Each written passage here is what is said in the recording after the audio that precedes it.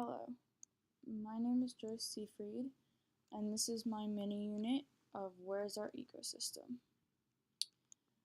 Where's Our Ecosystem? It's geared for 5th grade. There's 3 lessons, field observation, which would be going to a local pond or stream. It's very flexible, whatever works for your classroom and school. Lesson 2 is how many people does it take to ruin an ecosystem? And lesson 3 is how we can protect our ecosystem. So within an individual classroom, how can they protect the ecosystem they go to visit? Then you have your next generation science standards. I'm not going to read them all, but the basic outline of them is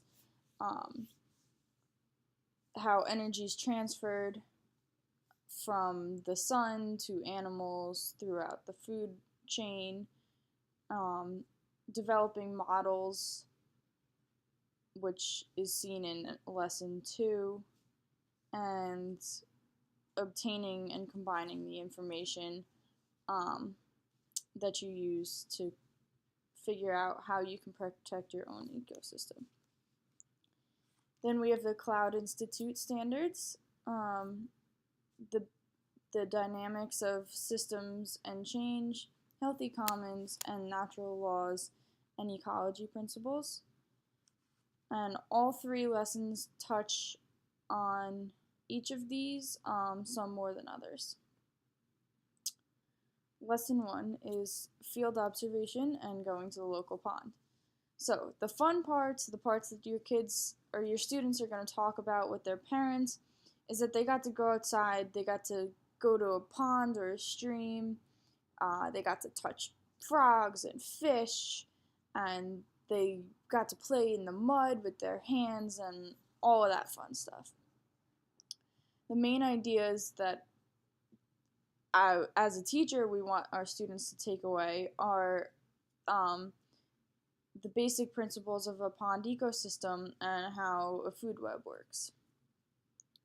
So in 3 steps, this lesson is going to the pond, observing the ecosystem, and the students make a food web on their own with whatever animals, plants, etc. that they see.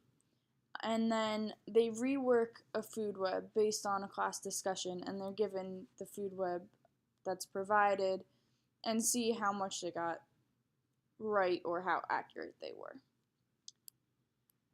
Then, lesson 2 is how many people does it take to ruin an ecosystem? This is an activity more than a teacher talk lesson. So the fun parts is it's an activity. The students get to run around, they get to kind of talk, communicate, help each other out, and it helps them visualize the key ideas of how a food web works, as well as the intricate balance of the food web and the ecosystem. So in 3 steps, lesson 2, the class simulates the pond food web or whatever food web you want to do. They hold hands with what they eat. So you end up with a web of children holding hands and it gets all tangled up and stuff. And then you introduce a human factor. So the bus is leaking oil into your pond behind your school, or you're rinsing paintbrushes. And the class simulates what would happen to the food web with human impact. And then the students will reflect on what they learned through class discussion and a little worksheet. Lesson 3, how can we protect our ecosystem? Here's the fun parts. There's no teacher telling. This is a much more fact-based lesson, but the students will get to research it on their own with computers or articles, whatever the teacher deems appropriate. And it's all about protecting the ponds that they got to go visit.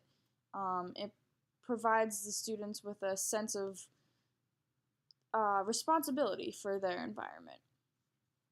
And the main ideas is healthy commons, that, like I said, the students have a feeling of responsibility for the ecosystem in their local area. And it teaches them how to monitor and protect the pond and potentially follow through with it and not just make a plan, but actually get the chance to try it out. Lesson 3 in 3 steps is researching how different clubs and organizations and people protect their local ecosystems, such as you have the Chesapeake Bay Club down near Chesapeake Bay. They protect their ecosystem. And then the students will devise a plan and figure out how they can monitor and protect their ponds. And then finally, they reflect on the week, the whole unit, what they thought was the best, and what they thought could use some work. So how all 3 lessons connect is they're all about ecosystems. They work towards taking charge and protecting what is ours. It teaches the students to want to protect their ecosystems and what they have the right to do. They focus on the impacts that humans can have. Every lesson discusses a little bit on how humans can affect an ecosystem very easily. It's a very delicate balance. And it creates the motivation to protect the environment as a whole, not just their pond, but the whole world needs to be protected. And it helps to motivate the students to realize that. And the lessons begin to grow green children. With a little bit of work, you can have students that are aware of the environment, sustainability, and safety for our planet. And that's it.